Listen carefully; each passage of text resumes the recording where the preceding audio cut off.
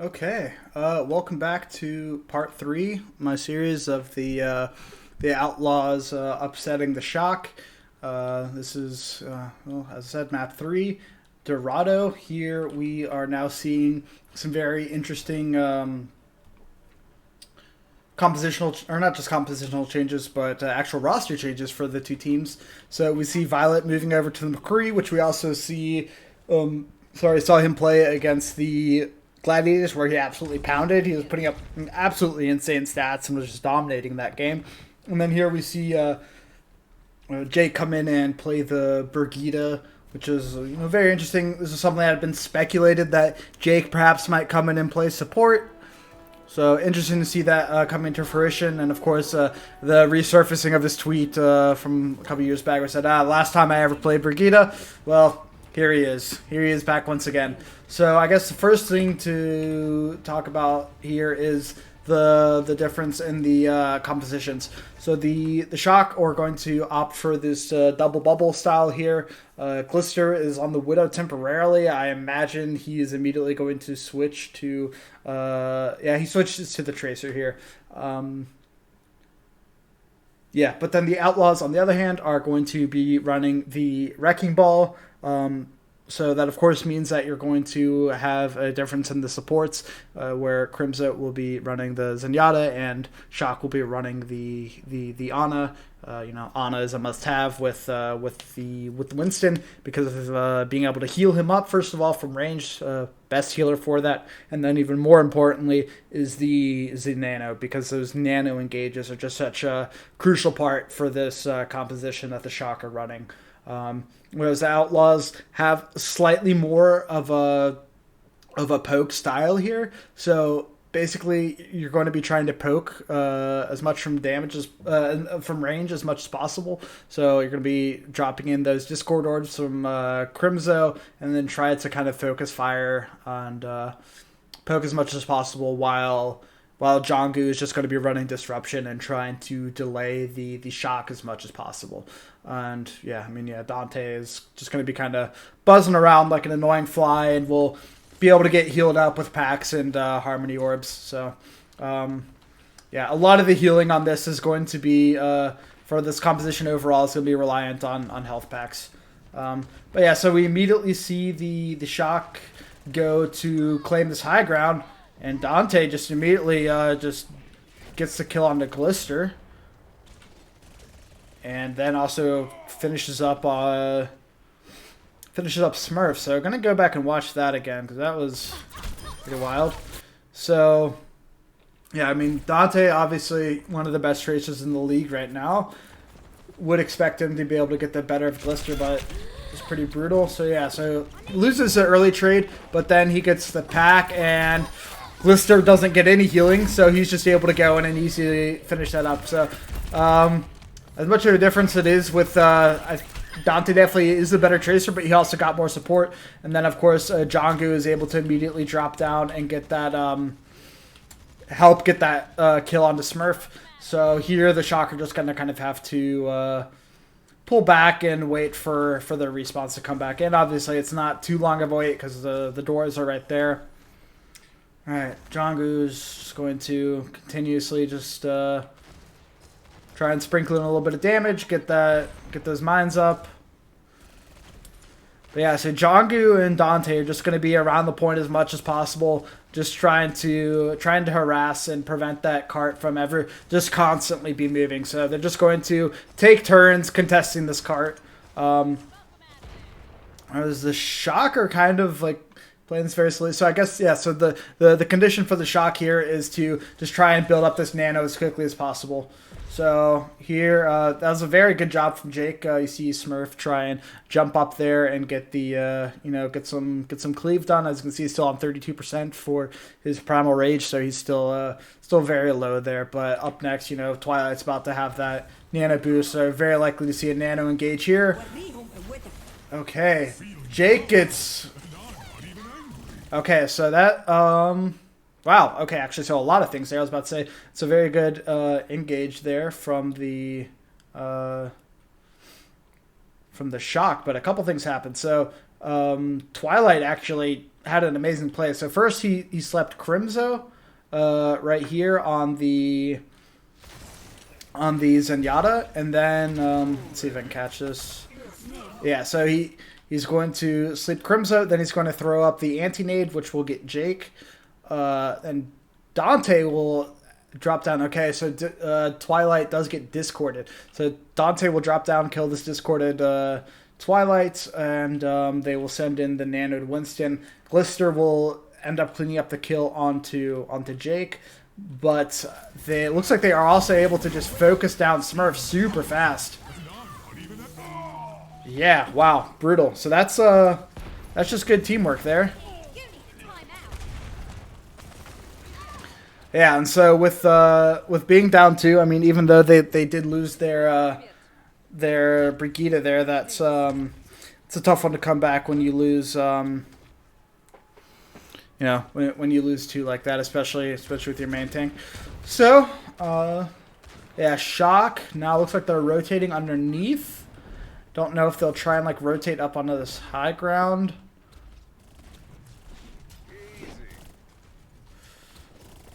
Okay, now they're just going to push underneath here. Okay. Okay. Immediately just dropping the Bob to say, okay, now you're not going to just get this free push here. But this now allows the Shock to just take control of this high ground. So this is a much better position for the Shock. You would think they would be able to get a good engage here. Okay, nice engage from Jongu, though. Okay. So this is a very rare high level approach strategy of the double feeding Tracer into the backline. Just see immediately the 2 of them go in and just get killed by the other teams, the supports. I mean, you see Twilight with the Brigitte next to him and Jake with the Zen next to him. But the difference here is that Violet pops his Deadeye, which Jongu then is just able to clean him up there. So Shock once again having to pull back out, just having a rough time with these engages.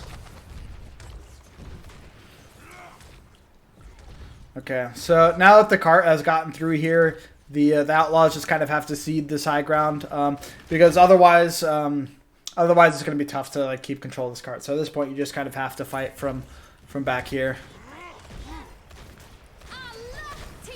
Okay, FD God pops Rally. Ooh, Jangu goes super low, but they're able to bring him back up. All right, so Nano is up. Ooh. Oh, that's a tragic fight. That's a really tragic fight. Okay, so obviously the win condition for this Shock roster here is to nano the Winston, but they end up nanoing the Brigitte, who ends up just kind of standing here in the middle and not doing anything. Whereas, let's see, where is Twilight's POV? Yeah, so he's going to look to nano Smurf, but instead he just gets Brig. Oh, that's sad to see.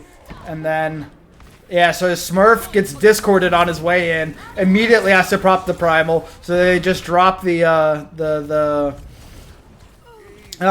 the failure right now? They drop the Grav on him, which is able to clean him up easy enough with the Discord. And Dante got the very crucial Pulse Bomb onto FD God, so he kills the rallying Brigitte with Nano, and just it's a big shutdown of 2 ultimates with just a Pulse Bomb. So very tough. And at this point, Shock are in a very, very bad spot. So they switch to Wrecking Ball, just have any chance to contest here.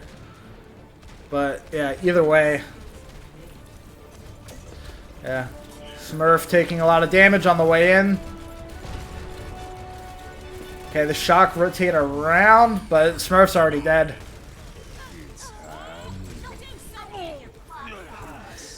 Yeah, so, okay, obviously that's a very difficult last fight with, like, that little time, but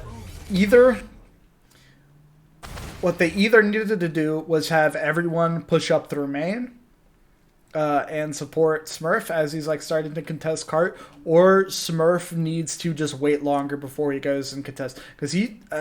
Yeah, I guess Smurf just spends like a lot of time just kind of rolling around here, not doing anything. He's just kind of hanging out, hanging out, hanging out. He doesn't need to be contesting yet. Like, only now at some point does he actually have to contest. So, he just takes way too much damage. And, yeah, I mean, with all the ults that the Outlaws had at that point, I mean, you drop Mines, you drop Bob, and then you still have the Transcendence on top of that. Not really much you're going to be able to do as a shock there. So, pretty interesting. So, early on we see Shock just getting kills with their DPS. And, well, I guess Jangu also helping up. So, Dante getting, like, the 2K at the very beginning was quite nice. Yeah, then the Shock kind of botched their Nano Engage. Dante is able to counter trade, so they both lose supports. But then Smurf just gets nuked down. It's just the power of that Discord orb. Like as long as you can keep the Zen alive, you make life very very difficult for Winston's diving in. So yeah, ready for battle. Yeah, this is a very good defense from the Outlaws. Could have been a very different map if the Shock didn't botch that last Nano Engage though. It could have still potentially been a very similar result because we saw how good the focus fire from the Outlaws was, especially with them dropping the grav. But that can always make the difference of you come in with Nano at full health, with the damage reduction. By the time they drop you all the way down low, and then you pop the Primal Rage and go back up to 1,000, and part of that is still being nanoed. Much better chance that you survive that as Winston. So yeah, just rough day at the office there.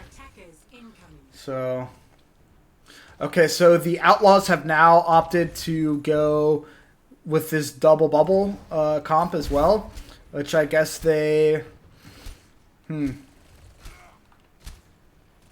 so what I'm thinking is either they were always planning to go for a double bubble on the attack. They just favor it for attack over defense. Or they say, okay, we only need this first point.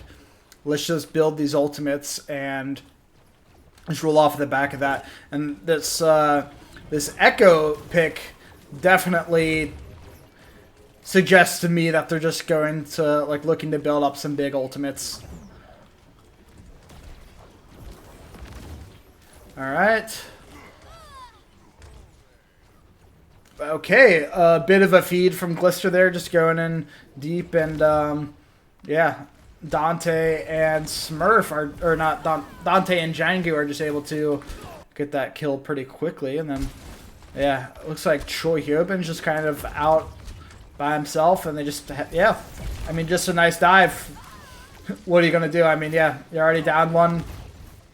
You just got the numbers advantage there, so this is just an easy roll. So just off of the back of Glister just kind of overstepping, and just a bit of a misplay there. The Outlaws just have that numbers advantage and aren't really able to do anything about the Outlaws just rolling on in. So that was a very interesting match. Crazy to see the Shock just getting rolled like that, but I mean, you gotta give credit to the Outlaws for playing that very well. But also, as well as the Outlaws played, you gotta say the Shock just played this extremely poorly. Violet, didn't see him in the kill feed at all. Glister was getting wrecked as well. He was on some spirit quests at times, just way away from everyone else. And then I mean, just those nano engages, the Shock just didn't manage to find any value out of that. So not the type of game that you usually see the Shock play. But so that does it for part 3. Up next, I'm going to be doing map 4, which I think is Anubis. And so I hope you enjoyed. And as always, if you have any suggestions on what you'd like to see or how I can improve these videos, I would greatly appreciate it. But yeah, I hope you enjoyed, and I'll catch you next time. Peace.